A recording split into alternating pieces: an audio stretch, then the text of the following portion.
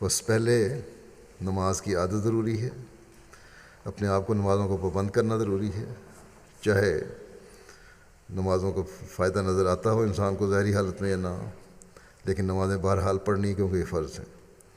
اور یہ سمجھ کر عادت ضروری ہے کہ میں نے ہر حالت میں اللہ تعالیٰ کی طرف ہی رجوع کرنا ہے، اس کے پاس ہی جانا ہے ہر ضرورت کے لیے، اسی سے مانگنا ہے۔ یہ مستقل مزاجی اگر رہے گی تو پھر ایک وقت آئے گا کہ نمازوں کے حق بھی ادا ہونے شروع ہو جائیں گے، نمازوں میں لذت بھی آنی شروع ہو جائے گی۔ پوچھنے پر بعض لوگ جس طرح پوچھنے پہ جواب دیتے ہیں، یہ جواب نہیں ہوگا کہ میں کوشش کرتا ہوں کہ نماز پڑھوں لیکن سستی ہو جاتی ہے۔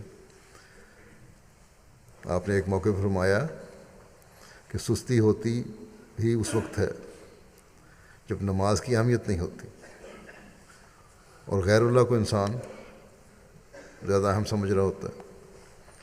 اگر اللہ تعالیٰ پر کامل یقین ہے تو کس طرح ہو سکتا ہے کہ سستی ہو؟ بس آج دنیا کے جو حالات ہو رہے ہیں، ان کے بد اثرات سے اپنے آپ کو اور اپنی نسلوں کو بچانے کے لیے اللہ تعالیٰ کی طرف خالص ہو کر جھکنا بہت ضروری ہے، اور اس جھکنے کا بہترین ذریعہ اللہ تعالیٰ اور اس کے رسول اور اس زمانے میں حضرت مسیح موعود علیہ السلام نے یہی بتایا ہے کہ اپنی نمازوں کی ادائیگی اور حفاظت کی طرف ہم توجہ دیں۔ حضرت مسیح موعود علیہ السلام ایک جگہ فرماتے ہیں کہ یاد رکھو کہ اس سلسلے میں داخل ہونے سے دنیا مقصود نہ ہو بلکہ خدا تعالیٰ کی رضا مقصود ہو، کیونکہ دنیا تو گزرنے کی جگہ ہے، وہ تو کسی نہ کسی ڈھنگ میں گزر جائے گی۔ فارسی کی مثلا انہوں نے فرمایا کہ شب تنور گزشت و شب سمور گزشت، کہ رات ٹھنڈی ہو یا گرم ہو گزر ہی جاتی ہے، حالات اچھے ہوں یا برے ہوں گزر ہی جاتے ہیں۔ فرمایا کہ دنیا اور اس کے اغراض اور مقاصد کو بالکل الگ رکھو، ان کو دین کے ساتھ ہرگز نہ ملاؤ، کیونکہ دنیا فنا ہونے والی چیز ہے اور دین اور اس کے ثمرات باقی رہنے والے۔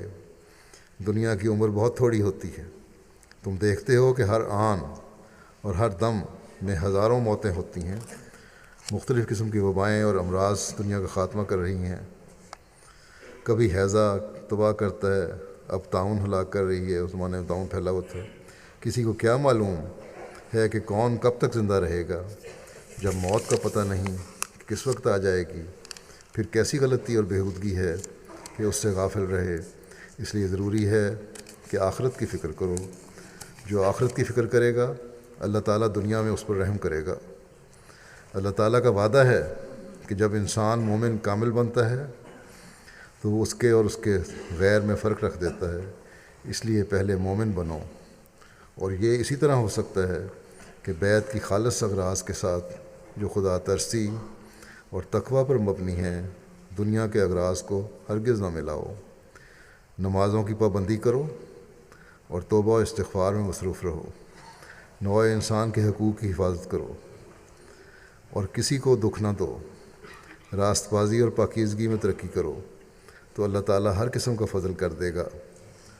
عورتوں کو بھی اپنے گھروں میں نصیحت کرو کہ وہ نماز کی پابندی کریں اور ان کو گلہ شکوہ اور غیبت سے روکو، پاک بازی اور راست بازی ان کو سکھاؤ۔